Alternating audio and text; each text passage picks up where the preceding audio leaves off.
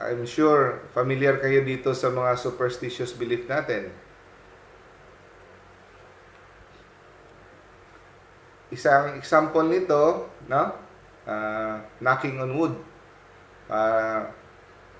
Siguro familiar na kayo dito, knock on wood, sana hindi matuloy. Bakit? Saan nagsimula yan? Galing yan sa ibang bansa, no? Because bakit nagnanak tayo sa wood?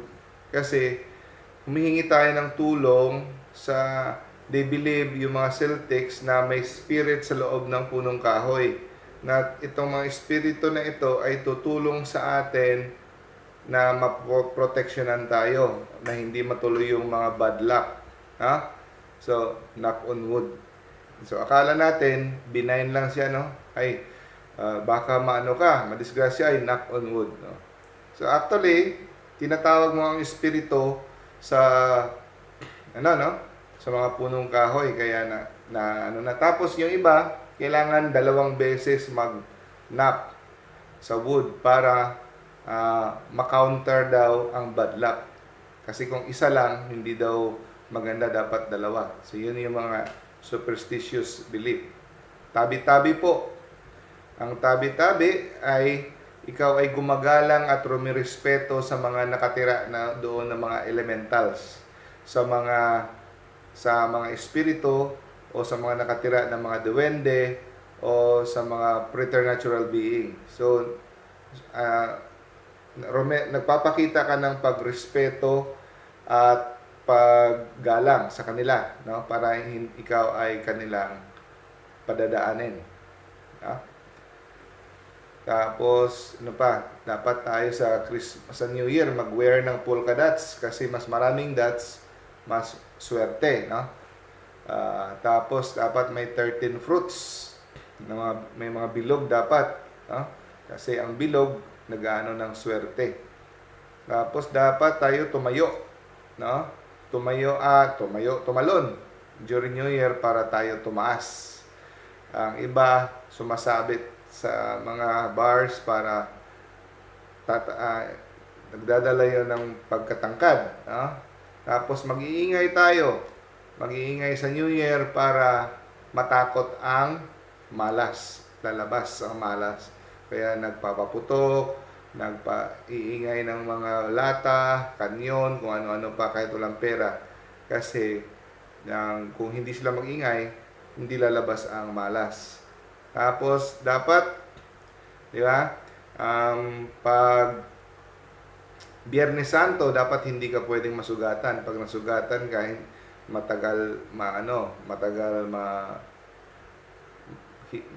mahilog, no? So, hindi siya mag-heal. Yung mga paniniwala, no? Tapos, hindi ka pwede magturo-turo kahit saan. Di ba? Pag nagturo ka, dapat kagatin mo yung finger mo kasi nagagalit daw yung mga duwende o mga nakatira doon pag tinuturo mo yung lugar nila. So, dapat kagatin mo yung daliri. No?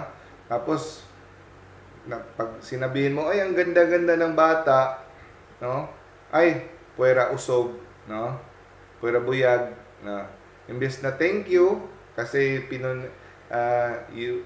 in-appreciate mo ang kanilang anak, mataba, malusog, maganda, pogi.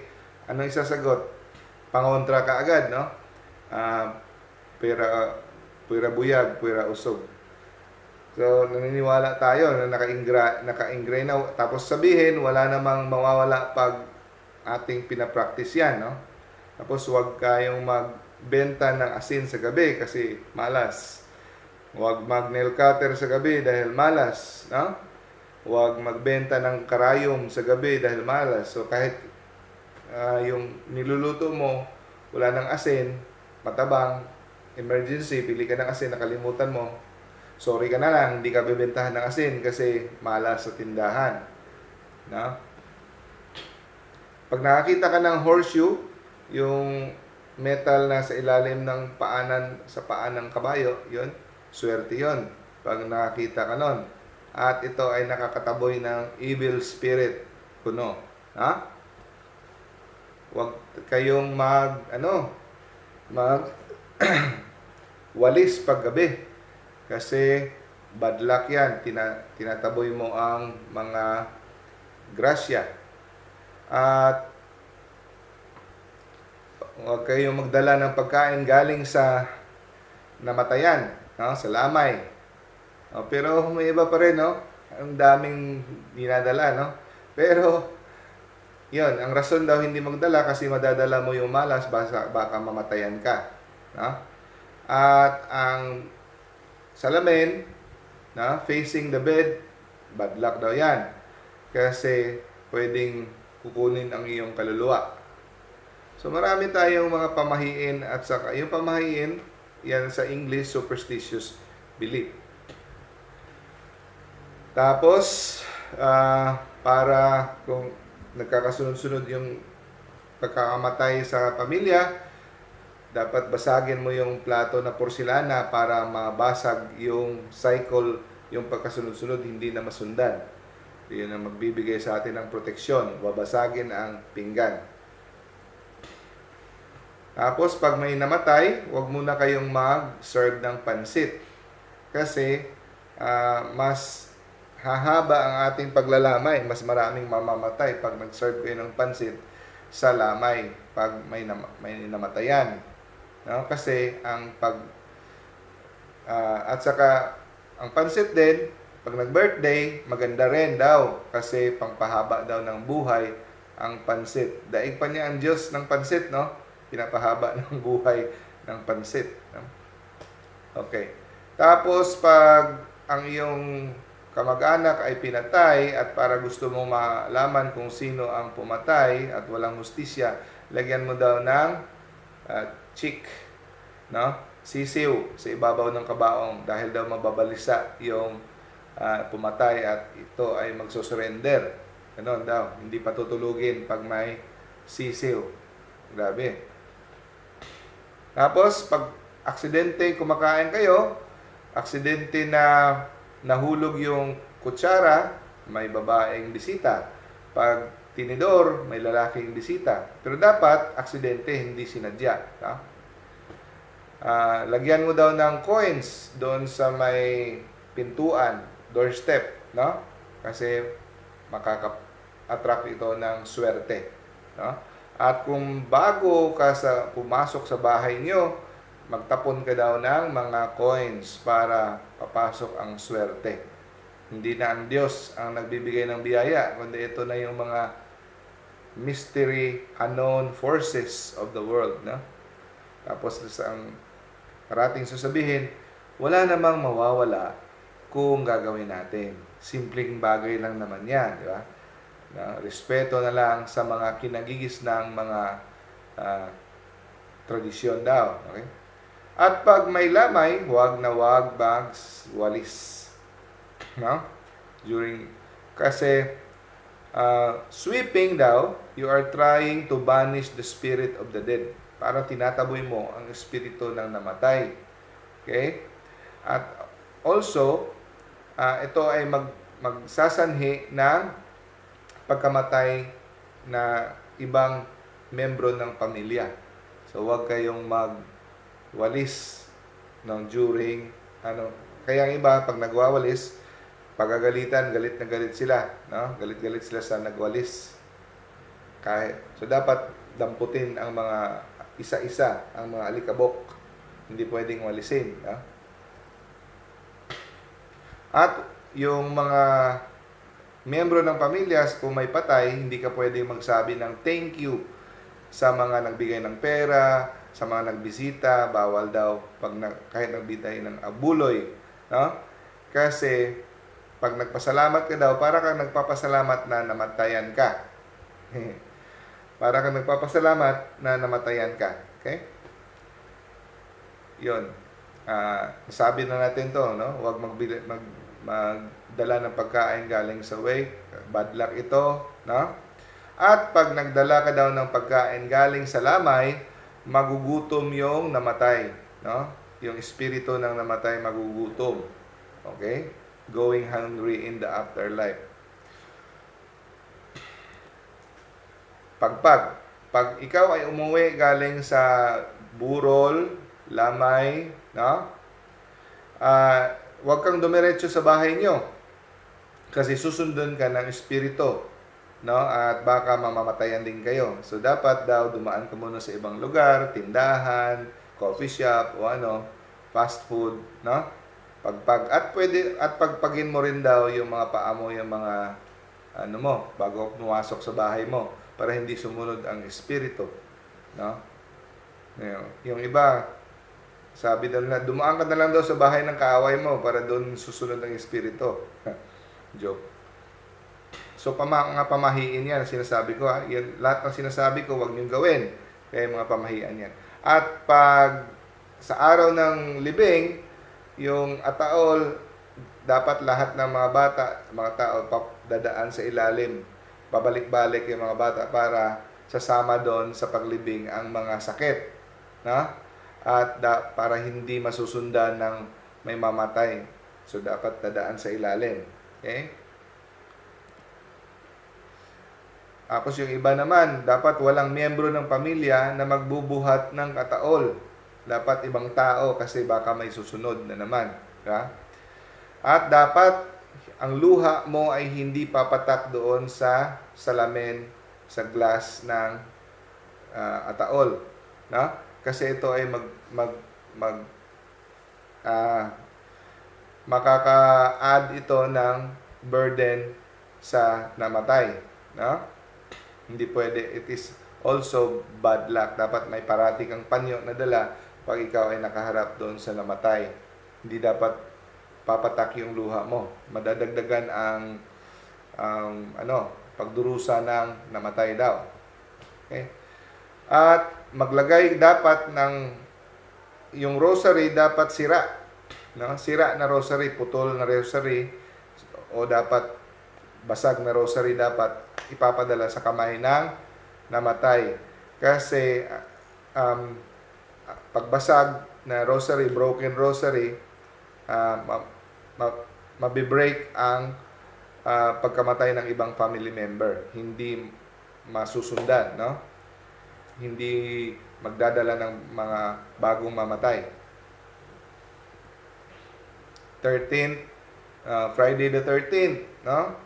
Bad luck daw, hindi ka tapos pag kumati yung ang kamay, good luck yan, no? Tapos pag ikaw ay naglakad sa ilalim ng hagdanan, bad luck, huwag kang tumuloy sa lakad mo. Pag nakabasag ka ng salamin, bad luck. No? Pag sa loob ng bahay ka, nagbukas ka ng payong, bad luck. No? Knock twice, no? To reverse the bad luck. Tapos, dapat ihagis mo ang asin sa likod mo, sa shoulder, good luck yan. Pang-kontra sa mga, yung mga itim na pusa, bad luck pag nakita ka ng itim na pusa, no? Kaya yung pusa pag naglakad nakaduko kasi bakit pa ako naging pusa, no? Sinisisi natin yung luck. Pag nag-hatsing, sabihan mo ng God bless you kasi magbibigay ito ng good luck sa taong nag-hatsing pag sinabihan mo ng good luck or God bless you. No? So, saan galing yung mga bad luck pag naglakad ka? Kasi precious sa mga Egyptian ang triangle. No? Secret sa kanila. So, huwag kang magdaan dyan. So, paano naging develop ang superstitious belief? Ang sabi ni Father Nunet, no? Dahil yan sa paulit-ulit na gawa ng isang bagay na ito ay nagkatsyempo na may magandang bagay na nangyari. Like for example, ang isang daga sa Skinner's ng operant conditioning chamber, no? So pag tinulak niya yung bar ng daga sa experiment, lalabas yung pagkain. So natanto ng daga pag tinulak na yung bar, may lalabas na pagkain sa ulit-ulitin niya. Na?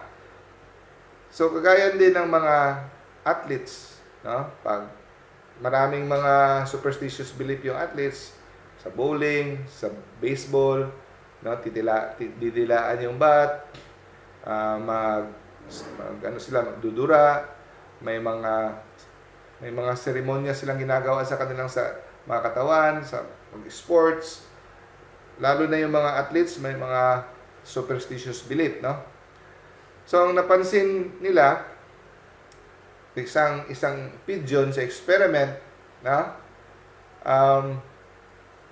kahit wala siyang gagawin, bibigyan siya ng pagkain. So, nang napansin nila, yung ibon ay may ginagawang mga bizarre na mga ginagawa, na mga posisyon ng katawan. For example, iikot-ikot siya, minsan tatagilid yung ulo niya. Kasi, sa tuwing binibigyan siya ng pagkain, timing na kung ano yung ginagawa niya, like, gumaganon-ganon siya, tapos binigyan siya ng pagkain, doon niya iniisip na pag gumaninto ako, may dieting na biyaya. So, karamihan ng superstitious belief, doon nangyayari. Kasi, meron silang ginawang isang bagay na hindi na sinasadya, tapos dumating yung swerte. So, doon nila nire-recognize na dahil sa gawain ito, dumating ang swerte. Or may ginawa silang isang bagay dati na dahil sa ginawa nila ito, dumating ang malas kaya hindi nila gagawin. So, nakasanayan ng mga bagay na wala namang koneksyon sa katotohanan. Pero, karamihan ng mga superstitious belief, no, may koneksyon din sa paniniwalang spiritual. Okay. So, anong sabi ng Catechism of the Catholic Church 2111? Ang superstitious belief ay deviation of religious feeling practices, no, this feeling imposes. So, nakakaapekto ito sa ating pananampalataya sa Panginoon. Maaapektuhan ang ating pananampalataya. So, ito ay kasalanan laban sa unang batas ng Diyos, the first commandment. You shall love the Lord your God, no, alone. There is no other God before me. So, binibigyan natin ng magical attribute ang isang bagay na wala namang kapangyarihan. Binibigyan natin ng kapangyarihan ang mga bagay na wala namang kapangyarihan, na kung saan ang Diyos lang lahat ng gagaling ang biyaya at proteksyon. So, kahit nga, mga kapatid, yung pagdarasal natin, mga paggamit natin ng mga sacramentals like medals, scapulars, holy water, kahit yung mga ritual natin, pag ito ay ginamit natin na walang kasamang pag ninilay-nilay, no? So, interior disposition that they demand. So, yung paggamit natin, mga kapatid, ng sacramentals, merong kaakibat yon na interior disposition, na iniisip natin na ang ating pananampalataya sa Diyos sa pamamagitan ng simbahan, ito ay magdadala sa atin ng debosyon at pananalig sa Diyos. So, pag wala yan, at ginamit mo ang sacramental na hiwalay sa iyong pananampalataya, at ito doon ka lang nananalig mismo sa ritual, sa panlabas na ritual, at sa panlabas na paggamit ng sacramental na wala itong kasamang saloobin ng pagninilay ng iyong pananampalataya, ito ay superstitious also. No? Magiging superstitious ito. So, parang ito na yung may kapangyarihan, wala nang kasama ang Diyos doon. So, magiging spiritual, superstitious. So, mag-ingat din tayo kasi pwede rin na ang ating mga nobina, ang ating pagsimba o ang ating pagtanggap ng Eucharistia o paggamit ng mga sacramentals ay pwede nating maging superstitious belief pag ito ay walang kasamang internal disposition. Okay? Ang sabi dito, apart from their internal disposition that they demand is to fall into superstition. Ha? So, efficacy of prayers or sacramental signs to their mere external performance. Pag hanggang external performance ka lang, pag sabi mo lang ng rosary, akala mo may may kapangyarihan na wala kang iniisip, puro ka lang El Mary full of grace, ganun lang. Tapos kagaya ng mga padasal, no? Akala sa mga lamay sa padasal, hindi kailangang mag-hire tayo, no? Wala 'yan sa ating na mag-hire tayo ng tapos sila dapat kasi sila meron silang gift. Pag hindi sila ang magdasal, hindi effective, no? Kahit tayo, pwede tayo mag-lead ng prayer sa funeral, sa lamay, sa wake, no? So, yung iba, hindi ko sinasabi na masama pag may nag-lead, no? Okay lang yan, may mga masisipag talaga na mga tao. Pero pag inisip mo na dahil sila ay may gift at sila lang yung effective yung prayer nila, that is superstitious. Okay? At yung iba, ito talaga in demand, ito talaga yung kukunin nyo kasi ito yung may talent siya sa pag-pray o mga ganun. No? Hindi na maganda. So, ang superstition, saan siya magli-lead? Magli-lead siya improper sa hindi na karapat-dapat na pag-worship kay God. Magiging idolatry, magiging divination, magiging vain activities including magic and occult arts. Ha? So, masisira actually ang ating Catholic faith pag sinamahan natin ng superstitious belief. May mga dinadagdag tayo, may pinupuno tayo na ritual na wala naman sa ating catechism, wala naman sa official teaching of the church. No? Kahit pa ang pananampalataya, kahit ang faith natin kay Mama Mary, pwedeng magiging occult, pwedeng magiging superstitious kung tayo ay dinadagdagan natin ang ating pananampalataya, yung ating pagtrato kay Mary na against na sa teaching ng simbahan. No? Kahit sa mga santo, sa mga santo ninyo, pwede nating masisira ang totoong pananampalataya pag hinaluan natin ng mga folk belief. No? Kaya ng mga albularyo, no? Karamihan sa kanila may mga ribulto, may mga rosary, mga Mary, pero may mga dinadagdag na mga Latin, na mga hindi maintindihan, kung anong mga seremonyas, di ba? So, dahil may nakita tayong Mama Mary, may nakita tayong mga ribulto, akala natin okay na. Hindi ibig sabihin nag-Our Father ang tao, nag-Hail Mary, okay na kaagad. Pag may dinagdag, no? May dagdag bawas, hindi na pwede yan. So, dapat talaga tayo mag-follow obedience sa official guidelines ng simbahan. Okay, idolatry, no? So, maglilid siya sa idolatry. Magbibigay tayo pugay sa mga gawain o sa mga tao, sa isang creature, mga nilalang, no? Sa mga, for example, yung ancestral worship ng mga, lalo na yung mga Chinese, no? Yung iba, they believe na pag namatay ang kanilang mga family member, magiging ancestral spirits na makakatulong sa kanila, no? Ancestral spirits. At saka parang tinitrato na nila na idols. Divination. Kahit yung, alam nyo ba mga kapatid, yung practice na 40 days, no? Okay lang yung 40 days na mag-pray kasi mas maganda naman yung i-pray natin sila. So, gagamitin. Pero saan galing yan?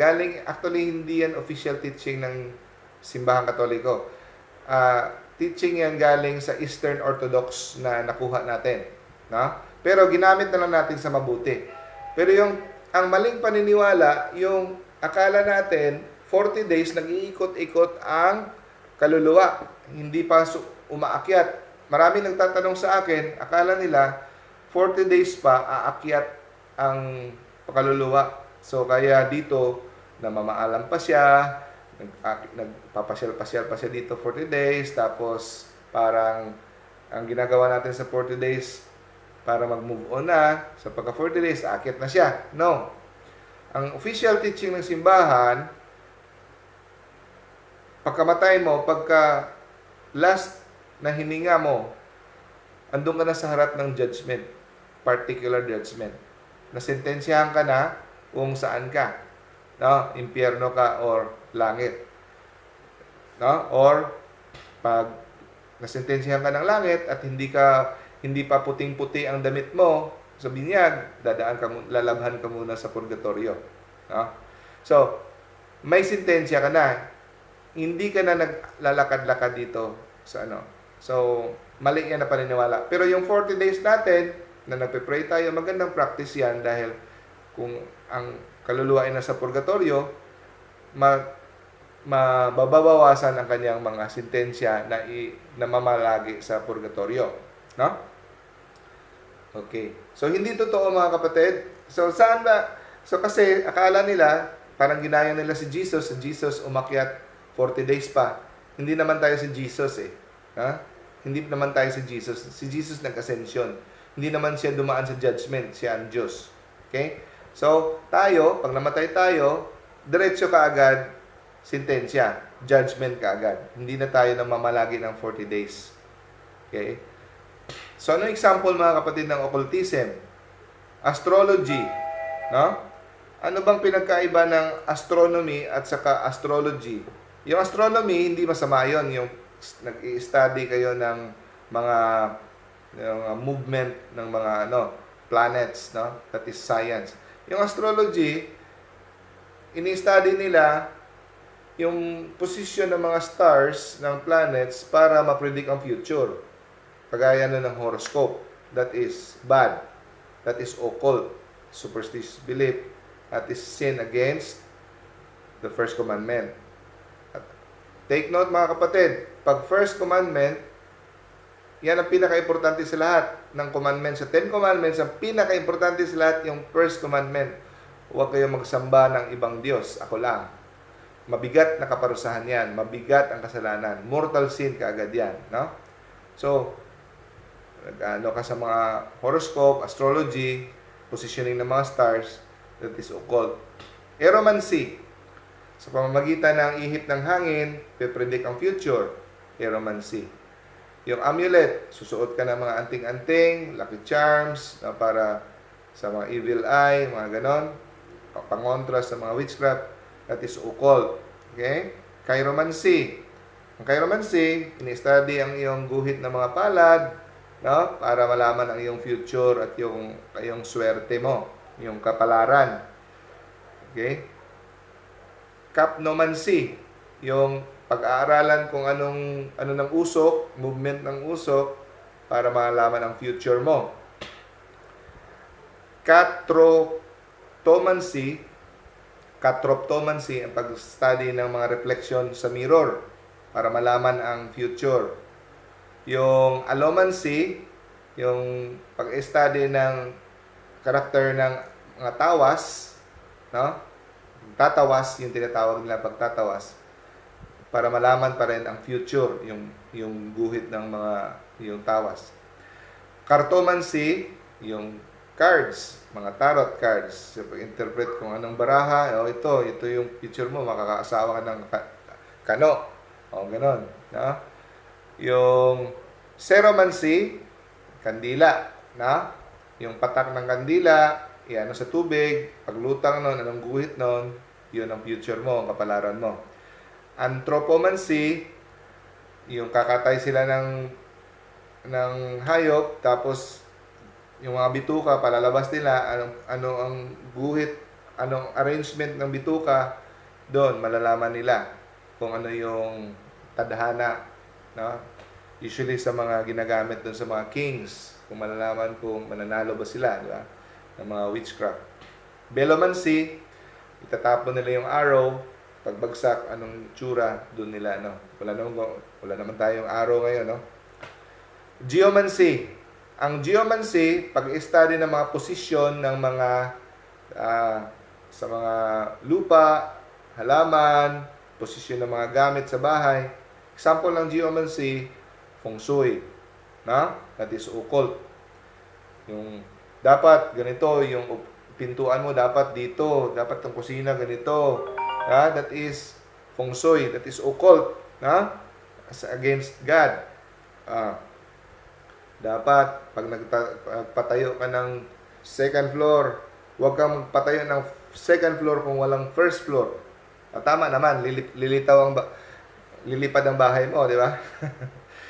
Anyway, hydromancy, pag-study ng behavior ng tubig para malaman ang future o yung kapalaran. Necromancy, ang pagtatawag ng espiritu, like medium ng mga taong namatay, espiritu ng namatay, no? Pagko-consult of the dead, no? Oniromancy, ito, maraming mahilig nito. Parating nagtatanong sa akin, Dok, ganito ang panaginip ko, anong ibig sabihin nito? Sinasagot ko, hindi po ako expert diyan, no? Hindi po ako expert sa pag-interpret ng dream, at saka wala akong gift kasi from God, no? Kagaya nila ni Daniel, mga holy people, no? So, huwag tayo masyadong umasa sa mga dreams kasi yung dreams, mga kapatid, karamihan yan subconscious. Huwag tayong masyadong umaasa dyan sa mga dreams na yan, no? Kasi kung galing talaga sa Diyos yan, babalik at babalik yan, no? So, kagaya nila ni Saint Joseph, no? Augurs or omens, mga future events, yung mga taong nakakita ng mga future, like for example, isang nakausap ni Brother Wendell na teacher na nakita niya in her dream, very vivid, sa kanyang vision, yung sumabog yung barge dito sa Osamis noong 2000. Nangyari talaga, no? So, mga ganon, no? Witchcraft, sorcery, mga pagbabarang, no? Mga lucky days, unlucky days, numbers, no? Ito dapat ganito kasi itong araw na to, itong number na to, lucky number, yung mga ganon. Evil eye, spells, incantation, lahat yan occult, lahat yan against the first commandments. Sabi ni Father Nonet, sa kanyang estima, dito sa Pilipinas, mga siguro daw, mga 50% sa population ng Pilipino, merong God-enhanced faculty or GEF. Ibig sabihin yan, parang merong, pero kang may sense na malalaman mo kung may evil spirit or wala. No, marang built-in sa atin ba, na parang heightened yung ating extrasensory, no? Pero nawawala din yan. Usually common yan sa mga bata. Usually, di ba, mga bata, may sinasabi silang, may nakikita sila na wala tayo nakikita. Yung mga baby, no? Sometimes mayroong mga imaginary friends. Nawawala lang din yan, nagko-close yan. Nagko-close yan yung ano. Hindi mahirap ipaliwanag at isang mystery na paghabang bata, medyo mas sensitive sa spiritual world, pero nagko-close yan, no? Mahirap ipaliwanag. Pero ang problema lang, marami sa kanila na 80% na may mga ganito na parang akala nila gift at gusto nilang i-open. Pag in-open mo yan, delikado yan, third eye. In-open mo ang sarili mo sa spiritual world. Kaya may mga chat group, website sa Facebook na nag-meeting sila, nagtutulungan kung paano i-open. So, wag niyong gawin yan. Delikado yan. No? Binubuksan nyo ang demonic spirit of divination. Kasi yung third eye, yung spirit of divination, diablo yan, na pumapasok sa iyo para magkaroon ka ng kapangyarihan at mabuksan ang iyong spiritual world. No? So, may isang kaibigan ko na may third eye, nilapitan daw siya bigla ng isang babae na hindi niya kilala. Sabi niya, ay, bukas ang third eye mo. I-close natin. Sige, sabi niya i-close. Pero hindi niya alam, lalong binuksan ng babaeng lumapit sa kanya. No? From then on, mas lalo siya nakakita. No? So, ang spirit of divination, huwag niyong ismulin yan. Napakalakas na demonyo yan. Protected spirit yan. Siya ang pinakahuling lalabas pag ikaw ay naposes. Kasi pinoprotektahan siya ng mga minor demonic spirits. Kasi napakalakas na power yan. So kaya for example, na yung mga nag-astral projection, no? So pupunta sila sa Amerika, matutulog sila, tapos ang kaluluwa nila daw lalabas sa katawan, pupunta sila sa Amerika, nakikita nila yung libre na, walang ticket, punta sila sa mga Paris, mga ganon-ganon. Akala nila, lumalabas yung kaluluwa nila talaga. Hindi po yan. No? Imposible pong mangyari na hihiwalay ang iyong kaluluwa sa iyong katawan. Dahil pag nangyari na hihiwalay ang iyong kaluluwa sa iyong katawan, patay ka na. Kasi ang paghihiwalay ng kaluluwa sa katawan, yun ay kamatayan. So, hindi po humihiwalay at lumilipad at nagpupunta sa ibang lugar. Ang tanong, bakit nakikita mo ang ibang lugar? Ang nakikita mo, hindi mo sariling mata. Mata ng Diablo na pumupunta sa Amerika at tinatransmit niya yung nakikita niya sa iyo. Which is, akala mo, ikaw yung nakakita, pero Diablo yung nakakita. Para bang nagdadala siya ng wifi, nagdadala siya video call kayo, pinapakita niya sa iyo kung ano nakikita niya, at tinatransmit niya sa iyo na feeling mo galing sa iyong mga mata. Hindi mangyayari yan, nahihiwalay ang iyong kaluluwa sa iyong katawan. Nililinlang ka lang ng Diablo. So, spirit of divination yan, no? Delikado. At also, pwedeng mapasa-pasa, handed down from generation ang occult, no? So, pag example ay yung mga ninuno, lola, lolo, nag-albularyo, no? At nagpa-practice ng occult practice ng babarang o ng albularyo, no? So, pwede kayong maapektuhan, no? So, hindi lahat ng albularyo masama. May ibang albularyo na tinatawag na albularyo pero purely herbalist lang. Ano ibig sabihin ng herbalist? Gumagamit lang ng mga medicinal plants. Magaling lang sila maghanap ng kung anong plants ng bagay sa isang so herbalist sila.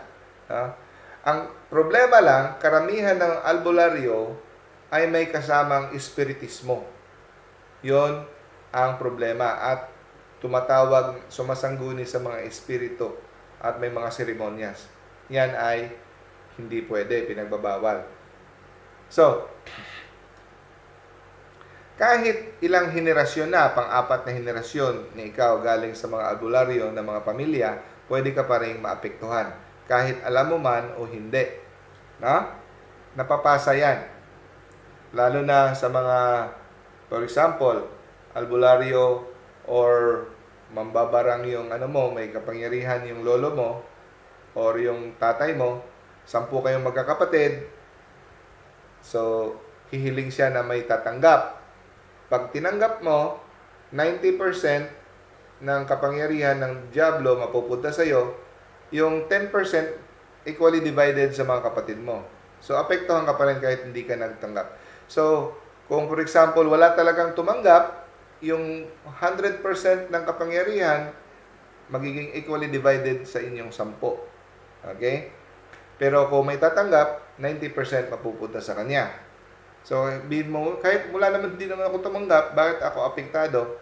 Kasi dahil yung kaparasuhan ng Diyos, yung impluensya ng Diablo, pumapatak kahit sa ilang henerasyon, sabi sa Exodus. No? Psychic effects, no? So yung pagkukonsulta sa mga psychic, no? Maapektuhan ka rin. So, yung gift of healing, mga kapatid, no? Ang gift of healing na sinasabi ng mga supernatural healing na ginigift sa mga saints, binibigay yan sa mga sobrang banal. So kung maalala mo yung mga saints, nakaka-heal sila, no? Dahil sa kanilang kabanalan. Hindi yan kahit sino lang binibigay, no? So dahil ang natural na healing dapat sa mga pare, 'di ba? Sabi sa James, is any one of you sick, call the priest para mag-anointing of the sick, no? Pag ikaw ay laiko at nanggagamot ka, tanungin mo sarili mo, may kabanalan ka ba na kagaya ng mga santo? Kung wala, pwedeng spirit ng hindi galing sa langit yan, no? Only through the sacraments of the church can ordinary grace that sanctifies us, like the sanctifying grace. So tanungin mo, pag ang tao ay nagsimula mag-healing, tanungin mo, meron ba siyang sacramental life? Mahilig, parati ba siyang konektado sa simbahan? Virtuous life, sacramental life. No?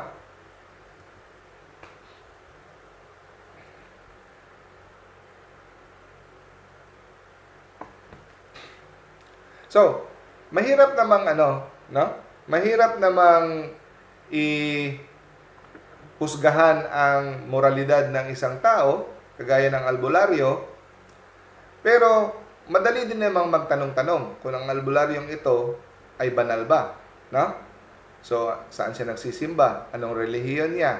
Kailan siya nagsimulang manggamot? No? Saan galing ang kaniyang kapangyarihan? No? Madali naman ito tanungin, no? Lalo na kung ang nanggagamot ay isang pare. Mas kilala kasi ang pare. Now, so, paano ba malalaman kung kailangan mong iwasan ang isang albularyo?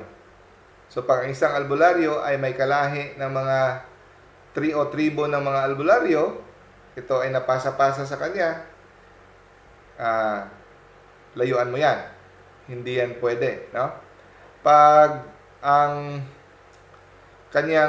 Pag sinabi niya na ang kanyang kapangyarihan sa panggamot ay napasa sa kanya ng kanyang nanay o sa kanyang tatay, hindi yan maganda, no? At pag nagsasalita siya ng mga lingwahe na hindi mo naintindihan, kagaya ng mga broken Latin, hindi yan maganda, no? Pag siya ay nawalan ng ulirat, no? Pag nanggagamot na para siyang sinasaniban, hindi rin yan maganda. Pag nagsusulat siya sa papel na parang sa seremonyas o parang sa lonpas at itatapal sa iyo, may susulat sa itatapal sa iyo, hindi rin yan maganda. At pag siya ay nagbubulong-bulong, no, at nagkukuha ng dugo at nagre-ritual, hindi rin maganda yan. Ha? Pag kanyang na-touch ang isang tao at ito ay mahihimatay na parang yung slain of the spirit na ganon, no? Pag nahawakan niya lang isang tao, nahihimatay na at nawawala ng ulirat, hindi magandang sign yan. Pag siya ay parang nag-speaking in tongues habang yung albularyo, hindi rin magandang sign. No? Pag sinusukat niya yung mga yung pinkies, yung maliit na daliri at sinusukat niya, pinapantay niya, hindi rin magandang sign yan. Pag magamit siya ng card sa panggagamot, hindi magandang sign. No? Pag sinabi niya, ikaw ay nagustuhan ng isang kapre o duwende, hindi rin magandang sign yan. Hining espiritista siya. At pag nagbigay siya ng instruction sa pasyente na gumawa ng mga ritual na ito, ceremonious na ito, mag-memorize ka ng mga Latin kung ano mga hindi maintindihan ng mga salita, hindi magandang sign. No? At pag nalaman niya ang sakit mo kahit wala ka pang sinasabi, at nalaman niya yung mga bagay-bagay sa iyo na wala ka pang sinasabi, hindi magandang sign yan. No? At pag, for example, nagsimula siyang manggamot, matapos siya maaksidente, pagkatapos niya na aksidente, nanggagamot na siya, hindi magandang sign. Ha? At pag nagdudura siya, at may mga ginagawa siyang mga kilos na kakaiba, hindi magandang sign. At pag may hinuhuli siyang mga espiritu at nilalagay niya sa garapon, no? At para makulong niya ang mga espiritu, hindi rin magandang sign, no? Kahit ang isang pare, ang sabi ni Father Nonet, ay isang healing priest. Kahit sinasabi pang yan ng healing priest, pag nakita yung mga sign na sinabi kanina, layuan nyo yan. Kasi may maraming pare na biktima rin ng mga diablo na hindi nila alam, na akala nila binigyan sila ng Diyos ng healing gift. Yun pala, nagpanggap na espiritu na akala nila anghel or Mama Mary, diablo pala. Lalo na ang priest, ang buhay niya ay walang holiness. No? So, at ito rin, pag ang isang tao na may history na may kamag-anak ng mga albularyo at nagpakonsulta siya sa isang albularyo, no? Sasabihin niyang kanyang psychic ability ay na-enhance, no? Pwedeng mangyari 'yon, no? Kagaya ng isang tao na ang nanay niya pala parati may psychic ability ang nanay niya, tapos pagdating niya doon, nag-attend siya ng isang lamay, pag-uwi niya nakakita na siya ng mga shadow, nakakita na siya ng mga espiritu. Okay. So, ang sabihin ng iba, nakakita ako ng mga espiritu, hindi naman ako takot. No? Wala naman ako takot. So, yung kagaya ng mga future na sinasabi mo, nakakita ng mga future, karamihan ng future na nakita ng mga taong occult na hindi galing sa Diyos ay mga bad omens. Mga aksidente, namatay, parating ganon. Usually, mga bad things. Tapos, anong purpose nun? Para tayo matakot. To provoke fear. Pero sabihin ng iba, ako nakakita ako ng mga espiritu, hindi man ako takot. No? May nakita ako mga bad news, mga bad signs, hindi man ako takot. Bakit? Siyempre, kasi pag wala ka sa state of grace, pag ikaw ay nasakop sa kamay ng diablo, hindi ka niya gagambalain. No? Magsisimula yung paggagambala sa iyo, kagaya ng isa naming kakilala. Nagtatrabaho siya sa isang university. Ordinaryo na sa kanya nakita ng mga espiritu sa loob ng classroom, ng mga putol ng ulo na pare, walang mukha ng mga madre, naglalakad, hindi siya takot. Hindi siya takot. Ordinaryo na sa kanya. Minsan, may nakita siyang ginagambala yung ibang estudyante ng espiritu, nilalapitan niya, huwag mong gawin. So, hindi siya takot, parang friends lang sila. No? Pero, nung simula nagbigay kami ng lecture sa kanila, ng spiritual warfare, sa retreat, doon sa isang lugar, first time niyang mamatay, para siyang mamatay sa sindak kasi ang demonyo gustong pumasok sa kanyang kwarto. First time niya sa ilang taon na hindi siya takot, dito, ginambala sila na para siyang mamatay sa sindak. First time ever. Dahil, namulat ang mata niya sa spiritual warfare. So, nakita ng demonyo na may chance na lalapit ito sa Panginoon at baka titigil sa ito sa pakikipagkaibigan sa amin, kaya doon ginambala. So, huwag kayo maniniwala sa mga tao na nakakita ako pero hindi ako takot kasi friends pa sila. Pag iyan ay bumalik sa Diyos at lumapit sa simbahan at magsimulang magsimba at magiging banal, magsisimula ang paggambala.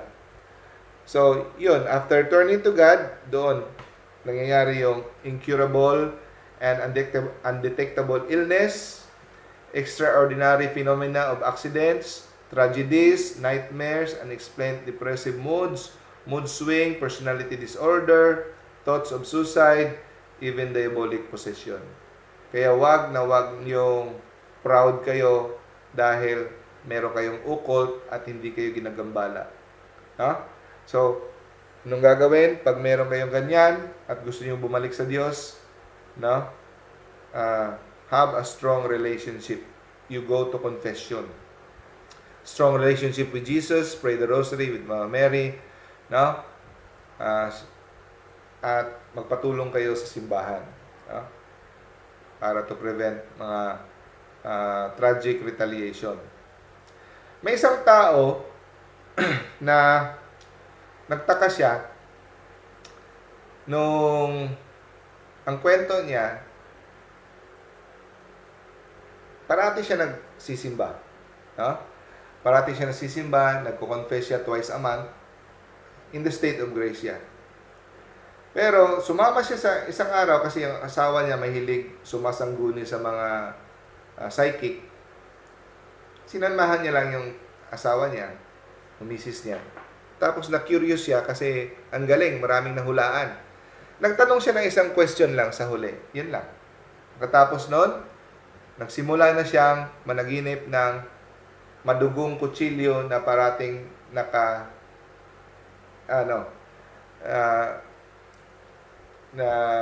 nakatusok sa mga punong kahoy, sa kama ng kanyang anak, no, sa sofa, paulit-ulit, no, for 2 years, non-stop, nagdudugo na kutsilyo na nakaturok sa kahoy.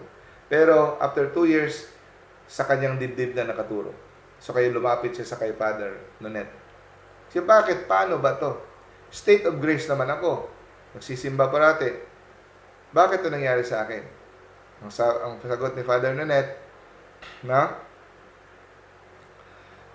the moment you ask sa psychic, nung nagtanong ka, kahit isang tanong lang, you fell from grace. Meaning, sa pagtanong mo pa lang doon sa psychic, binigyan mo na siya ng otoridad ang diablo na pumasok sa buhay mo. Kaya wag na wag kayong magtanong sa mga psychic.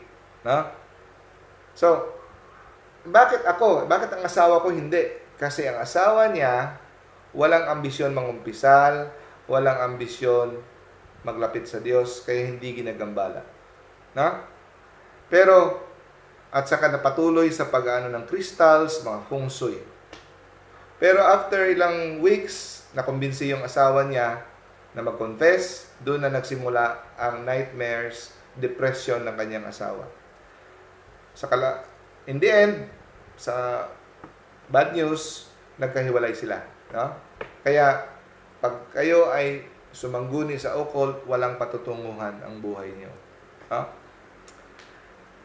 Now, meron ding pamilya na ang pagsasangguni sa occult, ano mangyayari? Magiging lalayo kayo sa mga religious matters or anything about God. No? So, isang pamilya na dalawang anak niya, ayaw na ayaw magsimba, parating buhay kasalanan, yun pala, nalaman nila, yung tatay ay may ancestor na mga albularyo, no? Tapos yung pinapa-memorize pa siya ng mga Latin prayers, no? Matagal na, tapos nagtaka siya kung bakit mainitin ang ulo niya, tantrums, bad temper, parating niya sinasaktan yung asawa niya, domestic violence. Yun pala, dahil sa kanyang grandfather na espiritista, no? At doon ang resulta, mga anak niya lumalayo din sa Diyos, no? Siya ang may biggest opening sa demonic opening sa kanilang family, occult bondage. So kahit yung mga kleptomania, yung 'di ba, yung mga magnanakaw, hindi nila na pipigilan sarili na kukuha sila mga klepto, compulsive lying, compulsive stealing, compulsive arson, yung narcissism, no? Pwedeng may connection yan sa mga occult practices. No? Tapos pag may mga pamilya na nag-o-occult practice, yung mga pinagsabi natin kanina, usually, sa mga family member, lalabas sa pagkakatoliko, yung iba magiging atheist. No? Kaya ito yung mga resulta, yung mga magkakapatid, nagpapatayan, naghahablaan sa kaso sa korte, aagawan ng mga lupa, no? Meron silang bad blood. Yun ang resulta ng mga occult practices. At ito ay cause rin ng mga emotional disorder. No? Hindi lahat ng emotional disorder called by occult, pero malaki ang chance na like suicide, no? Pinapatalon, no? So pag may emotional disorder, ang protocol pupunta pa rin sa mga psychologist, psychiatrist, pero pagkatapos nito, kailangan ring magpunta sa spiritual intervention sa simbahan, no? Kasi maraming mga emotional disorder na may kaakibat na spiritual cause or demonic cause because of occult practice. Like pagpi-play, may history ba itong taong to sa pag-play ng Spirit of the Glass, Ouija board, tarot card, no? Pagpapahula, mga ganon. So importante pa rin ang psychotherapist, no? Psychiatrist to treat mental emotional disorder. Pero magdududa ka kung wala naman sa pamilya, biglang may lumusot. Bigla na lang. Kasi malaki ang relationship ng mental at emotional disorder, lalo na sa mga suicidal tendencies like depression, sa demonic obsession. No? Kala natin, puro lang yan, pero marami is caused by occult practice, kahit na mga grandfathers, lalo na may mga pamilyang member ng Freemasonry. So, bigla na lang, sa experience ni Father Nonet, na isang family na may 2 children, may 2 anak na may mental illness. Yun pala, napag-alaman na ang kanilang ancestor were family of witch doctors. Isang 35 years old na pumunta sa vocation retreat, biglang nagkaroon ng mental breakdown. No? So, ito yung retaliation dahil ang kanyang nanay ay may occult practice. No? Spirit of suicide. Okay. Now, isa rin sa reason ang haunted house, no, maraming mga infested places because of occult practices. Lalo na kung saan yung iba, bakit bagong bahay naman ito? Bakit may mga parang infested ang bahay namin, bagong bahay naman ito, walang nakatira. Yun pala, napag-alaman na ang mga construction worker, sila mismo ay naglagay ng mga coins or padugo. Bakit ginagawa ng mga construction worker ang padugo? Para matiwasay ang kanilang pag-construction at walang aksidente. Para pahintulutan sila ng mga espiritu na nakatira doon sa lupang iyon na gumawa ng construction. Kaya kahit hindi mo na sila uutusan, sila na mismo ang magpapadugo at maglagay ng mga coins para pampaswerte sa kanila.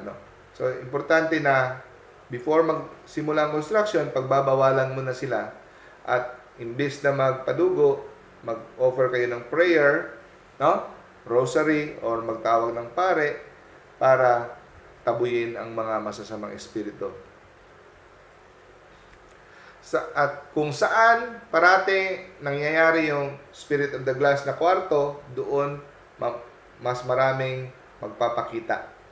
Kung saan yung mga occult practices, doon marati napapakita ang mga espiritu sa mga infested na mga place.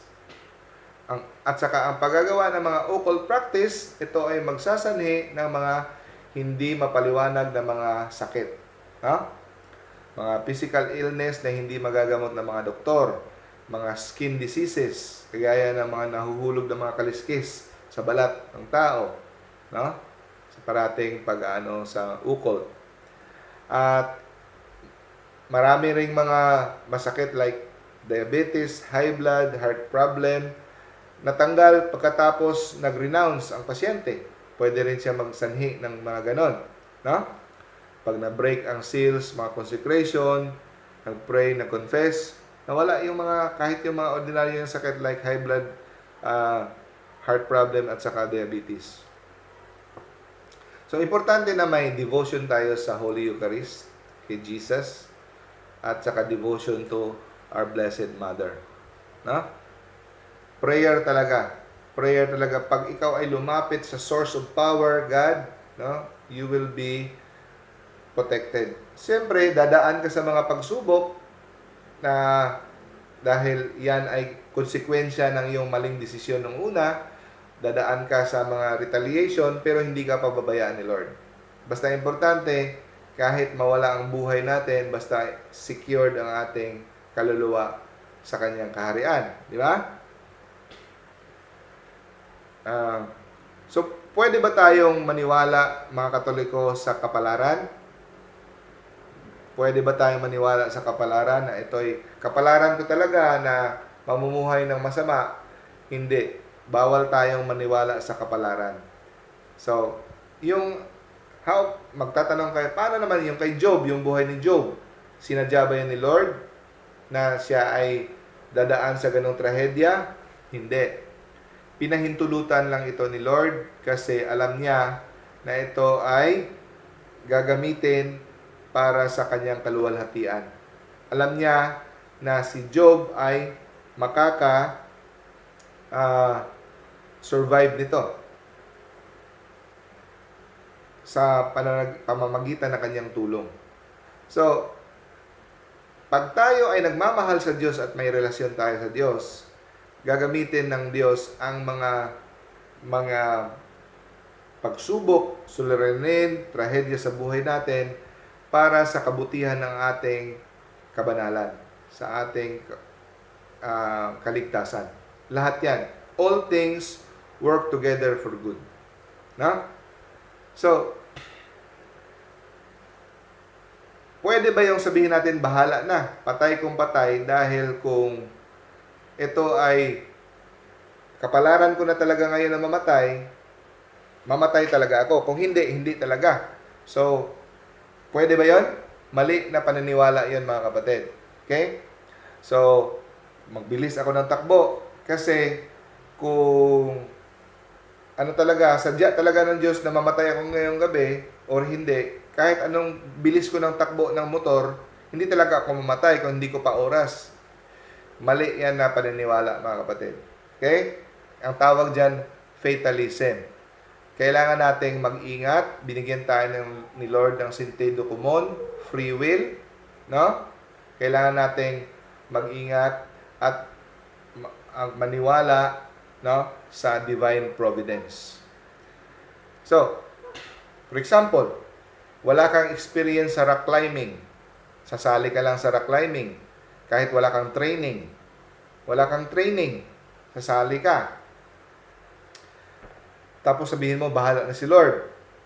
So, you're putting the Lord to the test. Sabi ni Lord, do not put God into the test. So, sabihin mo, hindi ko kapalaran ngayon na mamatay, hindi ako mamatay. Kahit wala akong training sa rock climbing, pupunta ako dahil sa pride. Mali yan. No? Pwede mong kitilin ang iyong buhay dahil sa iyong katangahan. Binigyan ka ni Lord ng common sense, ng understanding, ng intelligence, gamitin mo. No? So, ano yung divine providence, mga kapatid? So, ang divine providence ay lahat ng bagay na nangyayari sa buhay mo ay may pahintulot sa Diyos. Kung ikaw ay may relationship kay Lord, no? If you have sanctifying grace, lahat na mangyayari, sunugan ka man, nagka-cancer ka man, kahit ano, He is in control. At pinahintulutan niya na mangyari yan for your own good. Kaya, ang sabi ko, kung gusto mong maging maligaya, at may kapayapaan ang iyong puso at peace at hindi ka nagagambala, submit mo kay Lord lahat. Entrust to Him. So, basta ang importante, close ka kay Lord, meron kang strong prayer life, you're doing the will of God the best you can, you are loving God, kahit ano pa, bad news man mangyari, good news man mangyari, hindi ka maninervyos kung ano ito. Kasi, nakasandal ka sa pader. Kahit saan mo ako dadalhin, Lord, I trust you. Anong sakit man ibibigay mo sa akin, I trust you. It is for my own good. He is in control. Di ba? Kasi kung ipapaubaya mo, you trust Him, na kung ano man, tatanggapin mo kung anong nangyayari sa iyo, as long as you do your best to love Him, then you are at peace. Di ba?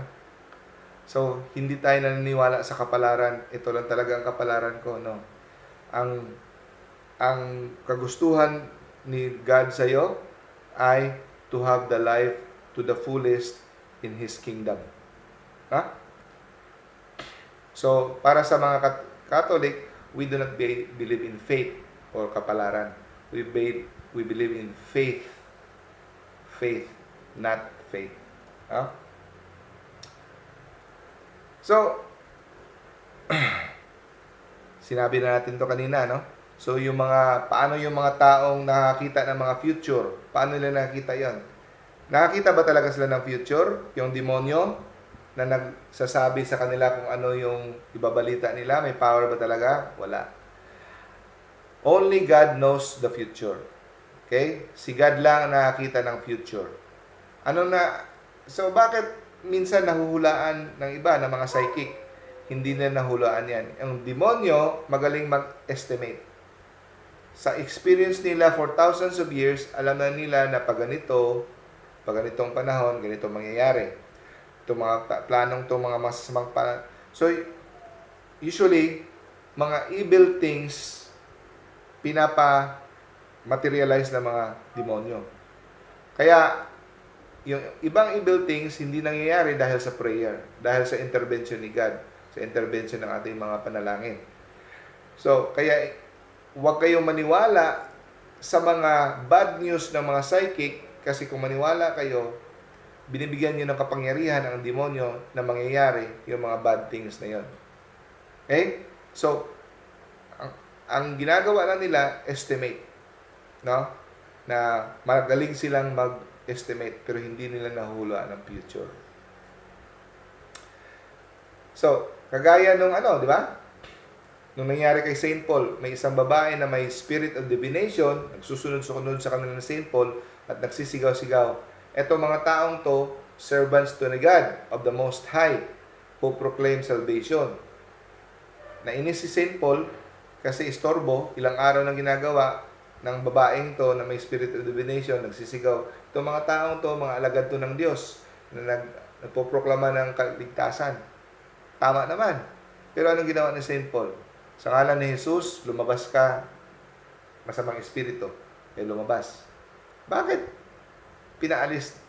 Tama naman yung pinagsasabi. Pwede nga magkatikisim yung babae. Tama naman. Hindi ibig sabihin na totoo yung sinabi, ay tama na yon. Galing sa diablo ang kapangyarihan ng pagsasabi niya ng totoo. No? Pero ang diablo, magsasabi yan ng totoo, pero hahaluan niya ng kasinungalingan. Magsasabi yan ng 99 na katotohanan, i-insert niya yung isang kasinungalingan, biktima ka na. Kaya, kahit yung mga magsasabi dyan ng mga prophecy na hindi binigyan ng simbahan ng go signal, huwag tayo mabilis maniwala.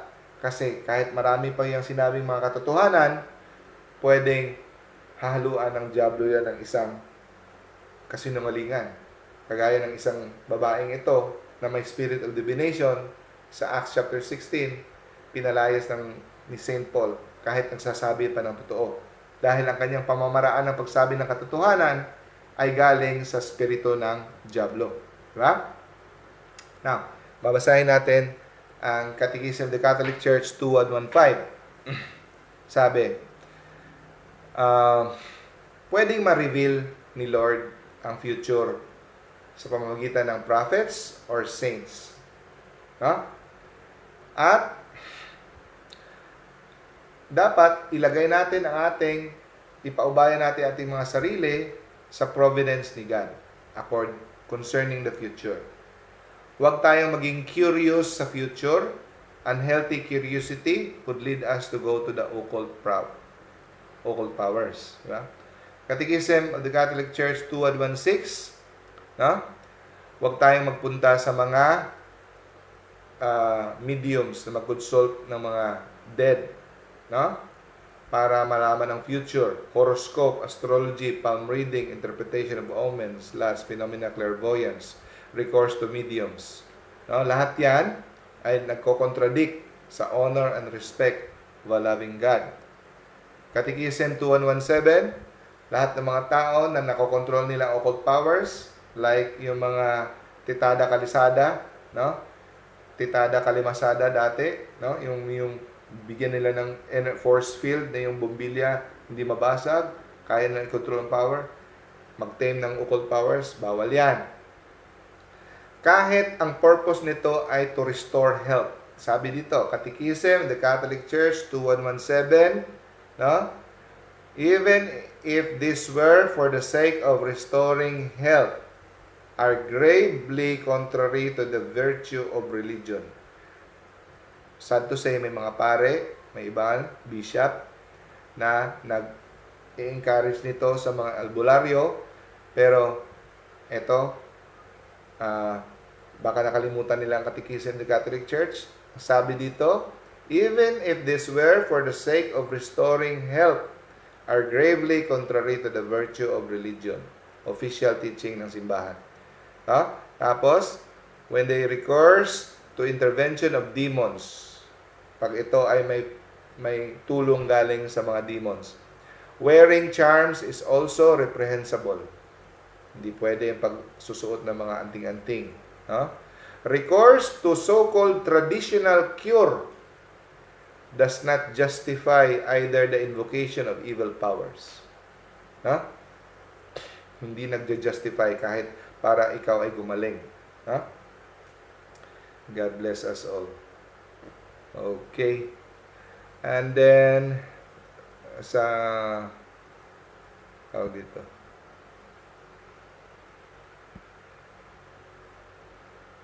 Sa closing prayer, let us again pray the Memorare. Name the Father, the Son, of the Holy Spirit. Amen. Everybody, remember, O most gracious Virgin Mary, that never was it known that anyone who fled to your protection, implored your help, or sought your intercession was left unaided. Inspired by this confidence, I fly to you, O Virgin of Virgins, my Mother. To you do I come, before you I stand, sinful and sorrowful. O Mother of the Word incarnate, despise not my petitions, but in my mercy, hear and answer me. Amen. In the name of the Father, and the Son, of the Holy Spirit. Amen. Okay. So, Doc, yes bro? Good pwede evening. ba ako magtanong, Doc, yung may dati nung lumapit kami, hindi ko pa kasi alam tong mga lang sa spiritual na konsepto ng buhay ng pagiging Katoliko dati. Lumapit kami sa spiritista nung pagkamatay ng aking father. Sumangguni kami doon kung sinong pumatay, ganun. Pero ngayon, sapat na ba yung ko, Doc, yung nangumpisa lang ako? Pwede rin para to make sure, maliban sa pag-confess, i-pray mo na rin yung breaking of the, i-renounce mo rin yung paggamit doon. May mga prayers ka naman. Mayroon kang libro ni Father Sikia, no? Yes po, yung Black, Doc. May prayer doon to break the consecrations, no? Breaking the seal, yung mga ganun. I-pray mo na rin lang to make sure. Ulit-ulitin mo lang. Na? Pwede na Pwede ko ba hingin yun sa chat mo na lang yung pagkasunod-sunod? Sige, sige bro. Sige, Doc. Chat na lang ako sa iyo. Okay, okay. Sige, salamat, Doc. Okay. So Hello, again, Doc. yes bro? May tanong lang po ako, isa lang. Yes, sige, yes bro. Paano ba mag-dispose sa isang tao? Halimbawa po, na-aksidente siya sa kalsada. So, masasabing biak talagang ulo, doon siya namatay. Ano bang dapat gawin doon, Doc? Anong dapat gawin sa isang tao na ano? Usually dinadala na yun sa, 'di ba, sa ospital? Dinadala nila Hindi, mga yung ganun. napangyarihan niya daw, Oho. parang may narinig kasi ako na kung saan yung na-aksidente, doon daw prone daw yun sa mga demon. Okay, okay. Namamalagi sila doon sa nangyari doon sa aksidente. Usually, So, hindi naman lahat. Usually, ang mga lugar na inaaksidentihan, may karamihan nun, infested. Nagkakos ng accident. parang ganun ba? Oo. Yung ganun. So, So, paano i-stop yun, Doc? pwedeng isang guni sa pare kung ang isang lugar ay sa tingin accident prone area, pwedeng puntahan ng pare or mag-uusap doon sa parish kung pwede niyang puntahan. Kung hindi naman pupuntahan, kahit lang yung mga deboto doon sa area na yon, mag-pray, mag-offer ng prayer sa lugar na yon para ma-minimize or matanggal yung mga espiritu doon. Lalo na pag yung lugar ay walang exorcist, at lalo na pag ang exorcist naman ay masyadong maraming ginagawa at hindi niya mapupuntahan yung mga lugar na yon ng mga accident prone area kasi busy siya masyado. Kung ikaw andun sa isang lugar, pwede ka mag-offer ng prayer, or yung mga tao doon na mga devoted Catholics, may mga chapel sa malapit doon, pwede silang sa kanilang lugar, may authority sila sa kanilang lugar, pwede sila mag-offer ng spiritual warfare prayers, kahit hindi yung deliverance prayers, kung natatakot sila ng retaliation. Thank you, Doc. Thank you. Kasi karamihan ng lugar na pinag-aksidentahan, infested na siya. Hindi ibig sabihin na automatic pag na-aksidente isang tao magiging infested. Usually, nauuna yung infestation sa isang lugar, kaya maraming na-aksidente. Gano'n. Sige, Doc. Salamat. Sige, bro. Kung gusto mo ma-follow up question sa Messenger, kung may hindi pa naintindihan. Okay po, Doc. Sige, Salamat. Sige. So again, mga andito ngayon, i-greet ko si Sla Arnie, Brad Gao Ivim, Brother Gaudencio, Sis Araceli, si Cheryl, Brother Elias, Brad Roland, Sis Del, Brad Raniel, Sis Monet, Sis Shane, Thank you. Ariel, Sis Jonaline, Brother Drew, Sis Marites, Sis Evelyn, Sis Brother Rosalino, Brother Ramel. Good evening sa inyo lahat. Thank you sa pagtyaga dito sa Zoom. Extra points kayo kay Lord. Maraming salamat Thank you, ulit, brothers and Doc. sisters. See you next week. Thank you. Thank you, Doc. Bye-bye. God bless. Bye. Bye-bye po. Doc. Bye.